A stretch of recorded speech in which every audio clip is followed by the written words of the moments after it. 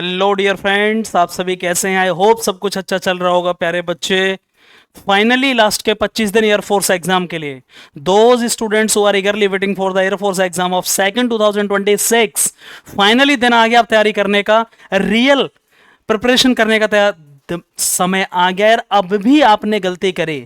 Last के 25 ये वो दिन हैं जब आपको कंप्लीटली सिंसियरली पढ़ाई करनी होगी। एडमिट कार्ड कब आएंगे, ऑफिशियल डेट क्या रहेगी, सबसे पहले यूट्यूब पर मैं आपको बताने वाला हूं, वो भी एक्यूरेटली। समय बहुत ज्यादा नहीं बचा है, 25 दिन में बोल रहा हूं, लेकिन लास्ट के 20 दिन मानकर आप चलिए, क्योंकि पहले से जाना पड़ेगा, तैयारी करनी पड़ेगी एग्जाम के लिए। और एडमिट कार्ड आने के बाद तो मन ही नहीं लगता पढ़ने का, डर बैठ जाता है। प्लीज मैं रिक्वेस्ट कर रहा हूं इस वीडियो को पूरा देखिएगा लास्ट तक, और आपको सारी इंफॉर्मेशन इस वीडियो में मिलने वाली है। बहुत ज्यादा लंबा समय नहीं होगा वीडियो के लिए। Air force exam second 2026, what would be the best strategy for 20 और 25 डेज।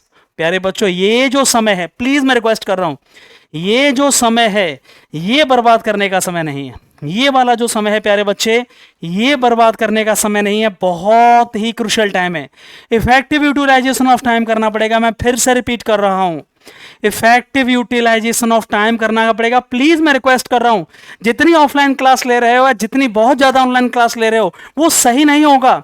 इस समय केवल और केवल revision, practice and mock test की जरूरत है। मैं फिर से आपसे हाथ जोड़कर कह रहा हूं, इफेक्टिव यूटिलाइजेशन ऑफ टाइम। इतना बड़ा एग्जाम नहीं है, 25 दिन ये वो समय है जो अभी तक आपने पढ़ा है, अभी तक जो आपने कॉन्सेप्ट पढ़ा है उसको पढ़ने का समय है। ये अब अभी तक आपने जो उन कॉन्सेप्ट जो कई बार पढ़ लिया लेकिन उनका रिवीजन नहीं हो पाया। सर अभी मैं लगातार कॉन्सेप्ट पढ़े जा रहा हूं लेकिन रिवीजन नहीं करूंगा। कब करूंगा आखिर रिवीजन में? मॉक टेस्ट का तो सर नाम ही नहीं ले रहा हूं। अभी भी मैं 25 दिन बचे हुए, महान बच्चे हैं, अभी भी ये कह रहे हैं सर मॉक टेस्ट तो देखूंगा, अभी तो सिलेबस ही पूरा नहीं हुआ। आखिर कब तक होगा सिलेबस? कभी नहीं होने वाला, पूरी जिंदगी निकल जाएगी। आखिर कब तक अपने आप को पागल बनाते रहोगे? मॉक टेस्ट, 50 मॉक टेस्ट लगा दो हर एक, चाहे आप एक्स की तैयारी कर रहे हो या बाई की, मिनिमम हर सब्जेक्ट के 50 मॉक टेस्ट आपको लगा दो, बहुत हेल्प मिलने वाली है। मैं फिर रिपीट कर रहा हूं, बहुत ज्यादा कॉन्सेप्ट पढ़ना है, नए कॉन्सेप्ट के चक्कर में मत रहना। कट ऑफ 100 में से 100 नंबर नहीं जाती। Revision is the master key. Practice, practice and only practice. Mock test अभी भी नहीं लगा रहे हो, आप भूल जाओ, सिलेक्शन ले पाओगे ना, टाइम मैनेजमेंट हो पाएगा, ना एक्यूरेसी हो पाएगी। याद रखना इस बात को, मैं फिर से रिपीट कर रहा हूं, आज ही चूज कर लो। एक्स की तैयारी, बाई की तैयारी, इन दोनों के चक्कर में पढ़ रहे हो और दोनों पर कमांड नहीं है, बाहर हो जाओगे एग्जाम से। आज ही डिसाइड करो। लास्ट के 25 दिन अभी भी डिसाइड नहीं कर पाए तो अगली वैकेंसी का वेट करते रहना और ये भी हाथ से निकल जाएगी।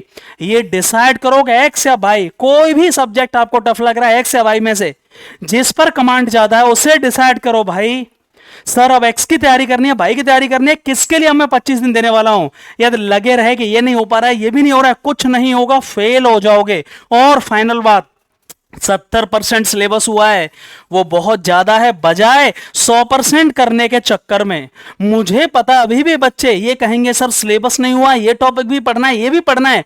बहुत दुख की बात है, जो 70% अभी तक पढ़ा है उसको तुम भूल जाओगे। मैं 100% कह रहा हूं। मैंने क्या कहा? To read a book 10 times is far better than to read 10 books simultaneously. 10 किताबों को पढ़ने के बजाय एक किताब पढ़ना 10 बार, वो बहुत ज्यादा फायदेमंद है। प्लीज भाई मैं रिपीट कर रहा हूं, 70% सिलेबस पढ़ा है उसको 10 बार रिवाइज कर दो, प्लीज 10 बार। और उसके साथ मॉक टेस्ट और जो कॉन्सेप्ट पढ़ा है उसको बस क्लियर करो, रिवीजन करो, जितना कॉन्सेप्ट पढ़ा है उसका 10 बार, चाहे वो 70% ही हुआ है। और मॉक टेस्ट लगाओ, धुआंधार मॉक टेस्ट लगाओ, रिलीवेंट मॉक टेस्ट लगाओ। इंग्लिश के मॉक टेस्ट में लगभग 70-80 तक करा दूंगा आराम से, कोई दिक्कत नहीं है। 15 मैंने 15-16 करा दिए हैं। और मैं फिर रिपीट कर रहा हूं, प्लीज 100% सिलेबस के चक्कर में मत रहना। और दूसरी बात, इस बात को याद रखना, सेक्शनल कट ऑफ है और ओवरऑल कट ऑफ भी पास करनी है। सेक्शनल हर सब्जेक्ट में हमें पास होना पड़ेगा। मतलब बहुत ऐसे महान बच्चे होंगे जो एक ही सब्जेक्ट में 20 में से 20 लाएंगे, रागा में 30 में से 30 लाएंगे, कुछ नहीं होगा। हर सब्जेक्ट को साथ लेकर चलना होगा, हर सब्जेक्ट को। जो सब्जेक्ट कमजोर है उसे भी अभी आप ध्यान दे सकते हो, पढ़ सकते हो, कोई दिक्कत नहीं है। ये समय प्रेशर लेने का नहीं है, जैसे जैसे समय नजदीक आता जाएगा प्रेशर बढ़ता जाएगा। वो सभी बच्चे जो, सच बताओ, कमेंट बॉक्स में एक बार बताओ, कौन कौन बच्चा जो इस समय बढ़ने के साथ साथ प्रेशर फील कर रहा है? मुझे पता है प्रेशर बढ़ता जाएगा समय निकलने के बाद में। एक शेड्यूल बनाओ, अगले 25 दिन का प्रॉपर शेड्यूल होना चाहिए प्यारे बच्चों। अगले 25 दिन का किसका schedule? Practice, practice, only practice. केवल आपको प्रैक्टिस करनी है भाई। मैं बार बार कह रहा हूं, कॉन्सेप्ट बाहर में गया कि जितना कॉन्सेप्ट पिछले 2 महीने, 3 महीने, 4 महीने में पढ़ा है, उसे कब रिवाइज करोगे भाई? अब समय नहीं आएगा दोबारा से।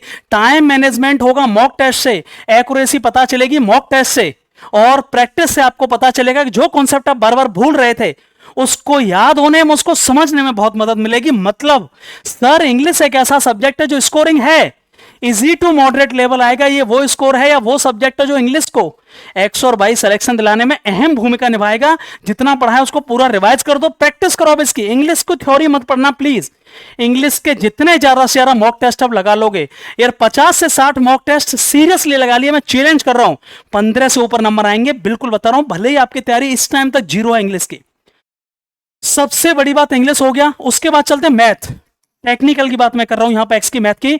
लेंथी और कैलकुलेटिव होगा, प्रैक्टिस की जरूरत है। Time management and accuracy, practice की जरूरत है। बार बार रिपीट कर रहा हूं। बहुत लोग बैच बेचेंगे, इस समय पर भी कहेंगे बैच ले लो 25 दिन के लिए, तुमसे बड़ा महामूर्ख कोई नहीं होगा। इस समय भी अब तुम कॉन्सेप्ट पर ही पढ़ रहे हो, बस कोई मतलब नहीं है, ना रिवीजन, ना प्रैक्टिस, ना मॉक टेस्ट, मतलब कहीं के नहीं हो। अगले वैकेंसी का इंतजार करना। मैथ, लेंथी और कैलकुलेटिव आना है, ये बिल्कुल क्लियर है, और इसीलिए समय लगेगा, प्रैक्टिस मस्ट है।